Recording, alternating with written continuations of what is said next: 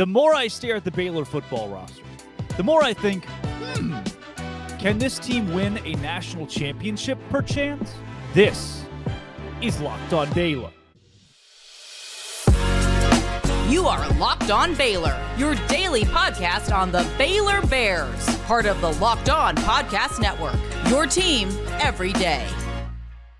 Happy Wednesday, everybody. Welcome into Locked On Baylor. I'm Drake Toll from Sports Illustrated's Inside the Bears. That's Cameron Stewart from Sports Illustrated's Inside the Bears. I've been taking these vitamin D pills and magnesium here lately. So really? I'm feeling good, man. I've been taking some SNRIs, and I'm feeling like not killing myself. So ashwagandha, if you will. I've been taking some of those men's vitamins. Of that ashwagandha? Yeah. I went to high school. I took one of those before a Stone Temple Pilots concert. So thank you guys for making Locked On Baylor your first listen every single day. Who are the top 5 Baylor football players in 2023? I do want to get it out there. I did not know until yesterday. Baylor has a number 94, wearing number 94, Bo Chow Jin, redshirt junior from Beijing, China. Was no one going to tell me that we have a defense of 6 foot tall, 271 pounds from Beijing, China, Bo Chow Jin on the team? That's the jersey I want now. He is, like, to start off the top 5, he's my wild card. You know, I used to get Baylor jerseys before you could, like, buy them as part of NIL. Used to get them from DHgate, which I'm sure you've heard of. And the ironic thing here is you could probably get one of his jerseys through that. You could. Yes, which is basically, I mean, it's just Chinese eBay was what it is. But they actually make these jerseys in America. They don't. People are like, oh, why is that funny? It's not. It's just badass. We have a guy from Beijing, China on the roster. That is wild. And he's going to kick your football team's butt this year. Number 5 on the top 5 Baylor football players in 2023. Blake's Shapen for me. Blake cracks the top 5. The QB has to. Here's why. Better stats than guys like Max Duggan. The same stats as, a little guy who won a Rose Bowl national championship, Vince Young. Will you? Gosh, where did you get this information? To some of the greats in college football history in his first year starting. He had a 72% completion percentage. 72% in 2021, 63% last year, almost 3,000 yards, 18 touchdowns. And when healthy, I think Blake Shapen, who embraces adversity, is a top 5 player on the Baylor roster. Okay. All right. Well, I got to say, Drake, when you gave me this assignment, this was tough. This was tough and not in the good way. Okay. I had a lot of trouble putting this into 5, and I'm gonna go ahead and spoil it for you. I did not have Blake Shapen in my top 5. I do not have him in my top 5. Can you tell me, did you have trouble because there was too much talent, or were you finding it to be a little sparse to find 5 really elite guys? I'll tell you what it was. It's the same problem Baylor's receivers had last year. There's just not a ton of separation. Okay. Last year, and most years, to be fair, last year we did this show. We did, I think, a top 10. And we had a very clear number 1, right? And pretty much a pretty clear number 2 going into last year with Siaki Ika and then Dylan Doyle. Calvin. Dylan Doyle also up there. But they were like the S tier, right? Yes, and then you had the next tier, which is A, right? And they're all pretty good. And this year you don't really have the S tier preseason. Okay. So I had to do some things with my list. I am high on, what was that thing you were taking at the beginning? It's ashwagandha, non-GMO. High on that. No, I am high on a lot of Baylor's transfers this year. And I was thinking about it, and I said, you know what? That's not fair. I'm not going to put any transfers in my list. So that may differ from you. And Siaki Ika was a transfer. Yes, he had already played a season at Baylor. I'm talking about these guys who have not played a snap for Baylor yet.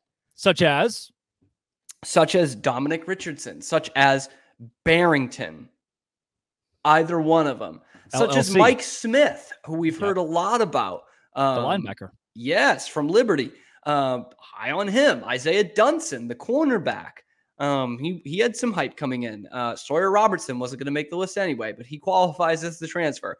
And so I think probably by the end of the season, we'll be saying a transfer was your best player, but I'm not going to have them. I'm not going to have any transfers on my list. So that said, number 5, and this is probably going to be laughed at by the end of the season. That's why I think there's so little separation that it's going to be someone I don't even have on my list. But number 5 is Baylor's only preseason All Big 12 selection, Gabe Hall. Okay. Number 5. Yes. And I would love to have put him higher. I love Gabe Hall's makeup. Andre Ware said that Baylor's a great team coming off the bus. And I guess we're supposed to take that as a compliment. Gabe Hall is right at the front of that, a freak of nature, right? The closest thing on the football field we've had to Sean Oakman since Sean Oakman in terms of physique and athleticism at that position. That said, we just haven't seen it on a consistent basis yet. We haven't seen Sean Oakman numbers. We've just seen Sean Oakman physique. And I'm not saying he's not going to break out this year, because if you put a gun to my head, I'd say he probably will. But that's just such an important position. A guy in the 5 technique on the edge like that, pass rusher, with a defensive coach, man, that can change a lot of what you do in a good way if you have a guy getting a lot of attention on the edge. So is he important? Yes, he's probably the most important player outside of Blake Shapen to have a good year, but we just haven't seen it consistently enough yet to put him up higher on my list. So I have him at number 5, but he's a guy who could easily be number 1 by the end of the season. Gabe Hall, you're number 5. Blake Shapen at mine. Nice. Let's go into number 4. You first of this top 5. Then we'll hit 2 and 3 in the second segment. Good call. This is a guy who isn't the most talented, but I absolutely love, and I love the position changes going into this year. It's contradictory in that I'm not taking any transfers because we haven't seen how they play for Baylor, and yet this guy I'm putting at number 4 is playing a completely different position, and that is Bryson Jackson. Okay. Guy with obviously a ton of experience. I thought he had a good year last year. I love the switch to the star for him, which is what it sounds like it's going to be. Al Walcott did fine, I thought, at star last year. It's tough to follow up Jalen Petrie at star. And you remember Petrie started his career at Baylor as a linebacker. Yes, he did. And so did Bryson Jackson. He started as a D-back like Al Walcott did. And look, if the Mike linebacker is the quarterback of the defense, in Baylor's system, the star is like what the center is to the offense. If the star is going the wrong way, the play is going the wrong way if you're Baylor. And I think it's to have a guy with 6 years, 6 seasons of experience on your team who's played all over the field defensively. Yeah. And is not the biggest guy on the field, but is a sure tackler and makes quick decisions, aggressive football player. I love having him at the star. And so that's why I have Bryson Jackson at number 4, expecting his best season. So Gabe Hall at your 5, Bryson Jackson at your 4, a couple defensive guys. I'm giving my first defender as well at number 4. He's the local kid.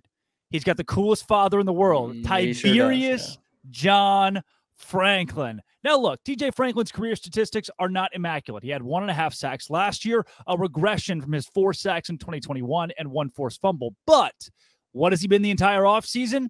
The leader. When Baylor's looked to a guy to put in front of the media, to speak to the team, to be the face of the defense, it's mostly been TJ Franklin. They really like the leadership of this guy, and he's had double-digit tackles the last couple of years. He's had a handful of sacks. He's had a couple of passes deflected on the big defensive line. He's a big dude. He's a big dude. I think TJ Franklin blows up into an all Big 12 type player this next year because of the positions Baylor will put him in. They're going to ask him to do a lot. I think TJ Franklin, as old as he is, been around a while, going into his 5th year, 6'5", 265 pounds, which is 2 pounds less than Bo Chow Jin. Just like having that on the record. Yep. I think TJ Franklin rises to the occasion and is a top 5 player for Baylor football this next season. And I hope you're right. I hope he's an all Big 12 guy. This was I don't have him on my list. He was the toughest one to leave off, genuinely. And I think what is going to be also beneficial for him is what I call the Jamal Palmer effect. Okay. Jamal Palmer had a great 2015 season because Sean Oakman was on the other side of the line and they paid a lot of attention to him. Gabe Hall is going to be on the other end. And I think that, not that TJ Franklin needs it. Like you said, he's had a good career. But I think that's going to open up even some more space for him. So that was a tough one for me to leave off. Coming up, it is number 3, number 4 here on Locked On Baylor, part of the Locked On Podcast Network, your team every day. All right, let's tell you about LinkedIn Talent Solutions. One of my favorite things that exists in this world are these new vitamins that I've been taking here recently. Big fan, big fan. Ashwagandha is one of them. The other one is melatonin. Not a vitamin, but it helps me a lot to do stuff. Magnesium as well. None of them compare to LinkedIn Jobs. LinkedIn Jobs is where you can go to find the right job. You find the right people for your team. I have been looking for an intern. I have. If you want to be my intern, if you live in Waco and you go to Baylor and you want to be an intern, I can do it. I can pay you $100 a week. Yeah. It's a lot of bucks a week for a college kid. And I've listed it at LinkedIn Jobs because all you have to do right now is go to the purple #hiring button at LinkedIn Jobs, add your job on the hiring frame to your LinkedIn profile to spread the word that you're hiring. Simple tools, screening questions, make it easy to focus on candidates, the right skills and experience so you can quickly prioritize who you'd like to interview and hire. So find the right team member, find the right guy. It's why small businesses rate LinkedIn Jobs #1 in delivering quality hires versus the leading competitors. LinkedIn Jobs helps you find the qualified candidates you want to talk to faster. Post your job for free at linkedin.com/lockedoncollege, linkedin.com/lockedoncollege to post your jobs for free. Keep in mind, terms and conditions, they do apply. Man. All right, Cam, number 3 on my list. We've yet to have a player overlap. Right. Now we do. Gabe Hall at number 3 for me. Remember last year we talked about Gabe Hall, Siaki Ika being like the combined size of a grand piano? Yeah. How this dude is just massive and huge. I didn't feel like we got elite Gabe Hall last season. I don't remember Gabe Hall, which again, TJ Franklin syndrome regressed. He had 6 sacks in 2021. 4.5 sacks in 2022. He was supposed to be the cleanup man for Siaki Ika. 4.5 sacks is still good, but I think if this defense is going to be elite, they have enough pieces after I look at the roster to be a top 3 defense in the Big 12. If Gabe Hall performs, Gabe Hall at number 3 for me. If he's the closer, absolutely. If he's the closer, that's gonna give you a win or two. Yeah, like genuinely. That's how important that position is. Donde SL number 3. My number 3. Yeah. My number 3 is a guy who I think will be at Panther Stadium in Midway seeing his alma mater play on September 1st. See his old boy, Jeff Ellison, and the Permian Panthers. I'm picking Matt Jones at my number 3. A guy I love to watch play football and didn't have the best second half of last year. That's not going to be the last time I say that here in my top 5. But is a guy who has shown out for the better part of the last 2 seasons anyway, with some pretty good players around him. He has absolutely held his own. I think he's a guy who we'll see on an NFL roster, at least in the preseason next year, whether it's special teams or linebacker. But he's a guy who can chase down guys in the open field. You know, he was more athletic than Dylan Doyle, wasn't the hitter that Dylan Doyle was, but can play inside, outside linebacker, middle and outside linebacker. I just think he's another guy with a bunch of experience too at that position. He's not changing position this year. He was a tackle machine the first half of last season. I think we're going to see a lot of that again. And I think we're going to see him impact games a little bit more. The more that we name these guys, the more I think I could convince myself and others that this Baylor team could be elite. Like there's some pieces here that it's not a good year for the conference, by the way. No. And if all goes right, this Baylor squad looks really good. I love that Texas is picked number 1 just because they don't do that. They don't really win the league. It's not really in their DNA. They were saying about us last year. Yeah. And, lo right. and behold, look what happened. Yeah, they were bingo. So my number 2 is right there with you. It's already been taken off the board, but I'm letting you go number 2 first. Okay, fine. I gotta look it back up. Number 2 is a guy who I actually had at number 1 at first. This was the first thought I had at number 1. And I will admit, I'm a little higher on him than some other people are. It's Monterey Baldwin. Wow. Monorail, number 2? Shocking. I know. Maybe it's the Troy Brown syndrome in me. I just think he does so much for your team. And he can be such a safety blanket for Shapen at quarterback, the way tight end has been the last couple of years through a few different quarterbacks. I think Monterey can be that way this year. We saw his route running improve towards the back half of last season, even though he's battling through an injury. And I think that with his quickness and getting him the ball any way you can in space, he just makes plays, Drake. He just makes plays. So is he maybe as integral as someone like Matt Jones or Bryce Jackson would be in the star on defense? Maybe not, but you've got a suspect wide receiver room this year. You just don't. You had it last year too. You really don't know what you have except for Monterey Baldwin. And you have a reliable guy who can outrun just about any defender in the country. So I would love to see them take some shots with him or just get him the ball any way possible. I said that a bunch last year.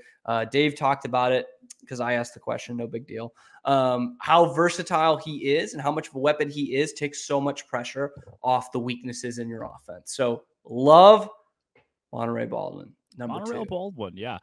My number 2 has already been listed by you. Matt really? Jones at number 2. I think he is the most. Here's a little hint for my number 1. I think he's the most crucial player on the defense. He is the defensive MVP going into this next season. 43 solo tackles last season, had 2.5 sacks as well. To me, this defense goes, as a whole, this defense goes where Matt Jones goes. The defensive line, Gabe Hall kind of leads did last that year unit. too. It did. So the very beginning, you saw Matt Jones be a star. He's a guy who's like, oh, wow, every game, double-digit tackles. He's kind of churning things out. You're like, oh, dude, this Matt Jones guy is leading the team everywhere defensively. That's what he was. He dealt with some injury issues. He's banged up over the course of last season. I think he comes back with a healthy year and has a junior year Terrell Bernard-like year. I don't know if he'll really get to where Terrell was. That's a lot to ask of somebody, of anybody, right? But I think he gets close because the experience he brings to Baylor. And the defense goes, to me, where Matt Jones goes. If he has a solid and consistent year, Baylor's defense is in the top 3 in the Big 12. If Matt Jones falls apart, Baylor might miss a bowl game. Oof. That's what the floor is. We'll have that conversation of ceiling and floor. I actually would agree with you floor. there. There is a low floor after 6 and 7 last year. And who said everybody out there was like, Baylor's ceiling's 12-0? Not I. And everybody out there is like, Baylor's floor is 8-4? Not I. Some green and gold colored glasses going on out there. You're so smart, dude. That's what the dancing king would say. The dancing dude would say that we got to, take the analytics and we got to stats. The numbers never lie. We got to use those numbers. Scotty's never strayed from that. Coming up next, number 1 Baylor football player going into 2023 on Locked On Baylor, part of the Locked On Podcast Network, your favorite team every day.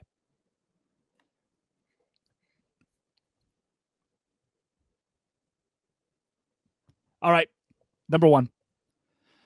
I'll go first. We probably have the same, so go ahead. I'll go first. My number 1 player on the Baylor football team in 2000, and here's what's wild, is I think your number 1 player is not going to be on my list. Oh, okay. I think the best player, the impact guy, the apex predator of Baylor's 2023 roster, Dominic Richardson, running back, Oklahoma State University. Richardson, 149 carries last year, 543 yards. That's not great. 3.6 yards per carry is not great, but 149 carries is. The dude totes the rock. 8 touchdowns and 220 yards receiving, which I think is cool. But it's 6 foot tall, 207 pounds. This dude is massive. Look at this. I pulled this up just to prove it. That's a grown-ass man in front of your screen. That is a man. If you were on the Spotify or the Apple podcast, go Google a picture of Dominic Richardson, and you'll see like a 30-year-old professional businessman. If you saw him on campus, you'd say that's a linebacker. 100%. Like that, you'd say, oh, linebacker, and he's probably a 7th Gym year. freak. Yeah. I think Dominic Richardson is going to be a man amongst boys next year for Baylor football. Richard Reese, not in my top 5 because I don't think he'll be the feature back. I think Dominic Richardson will be that guy. So this is where it gets interesting because all transparency, if I included transfers, Dom Richardson might have also been my number 1. And my number 1 right now, because I needed to just tunnel vision, don't overthink it, is Richard Reese. Yeah, It's okay. Richard Reese. And so I'm there with you, though. I don't know what his role is. If you put a gun to my head, you've been doing that a lot. If you do that, I'm saying Dom Richardson's your every down back. Yeah. And you've been drinking that ashwagandha. And Reese is gonna get his touches. But I think back to last season, and I just think true freshman just took too many licks last year. Just carried the ball too much. And that's why we saw this kind of decline towards the end of the season. There's, a lot of games, a lot of carries, a lot of hits for a 19-year-old. And I think to his first 6 or 7 games, he was so impressive. He was one of the best backs in the Big 12. Obviously, it was Bijan and everyone else. But he was right up there, man. He was so impressive.